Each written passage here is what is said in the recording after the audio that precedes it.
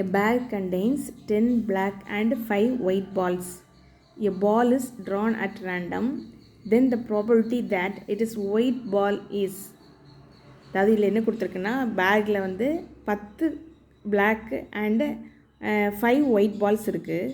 A ball is drawn. அதுலேருந்து நம்ம பால் எடுக்கிறோம் at random. ரேண்டமாக எடுக்கிறோம்.